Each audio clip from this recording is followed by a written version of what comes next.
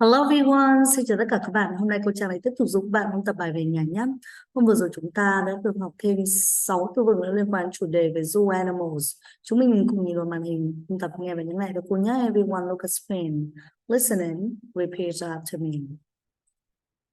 Look at screen, okay? So we learn about lesson 3, vocabulary. Everyone, what is it? Tell me, what is it?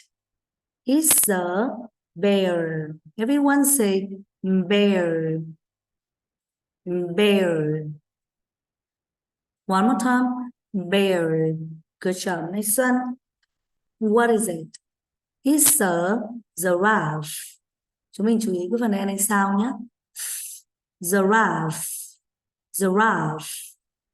Giraffe. Giraffe. Okay, very good. Next one. What is it?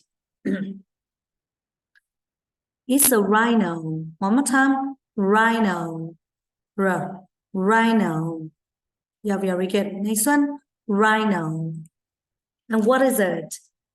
It's a horse. Horse. Horse. Good job. Next one. What is it? It's a snake. Snake. Chú ý cái phần này sao cô nhé. Snake.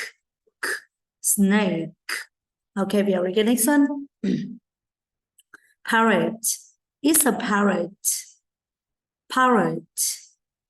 Parrot. Parrot. No. Chúng mình cùng ôn lại nhé. Bear. Giraffe.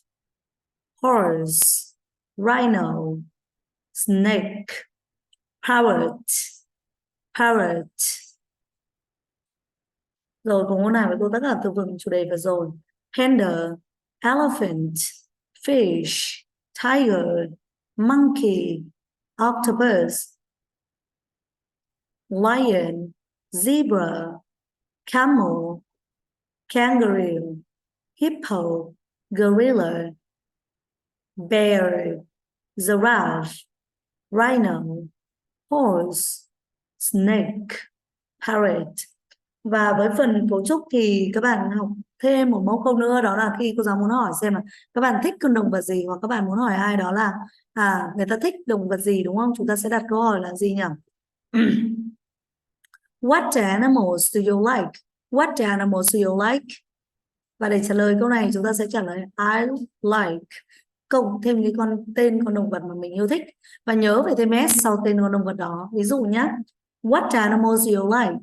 Bạn thích động vật gì? Ví dụ cô nói cô thích con vẹt, cô sẽ nói là I like parrots, nhớ thêm s, được chưa nhỉ? Rồi chúng mình cùng thực hành với cô nào. What animals do you like? Trong những con động vật các bạn đã học này, các bạn thích con gì nhỉ? What animals do you like? I like fish. I like tigers. I like monkeys. I like camels. I like giraffes. I like bears. I like horses. Chú ý cái từ horse khi thêm s thì các bạn phải đọc là horses. Nhớ chưa nhỉ? I like snakes. Hoặc là I like lions. I like pandas because it's cute, so cute. Cô giáo thích gì nhỉ? Pandas, bởi vì chúng làm sao? They are cute, đáng yêu, đúng không? Ok, chúng mình sẽ tự ôn tập bài về nhà, đọc bài và quay bài của cô nhé. So goodbye everyone.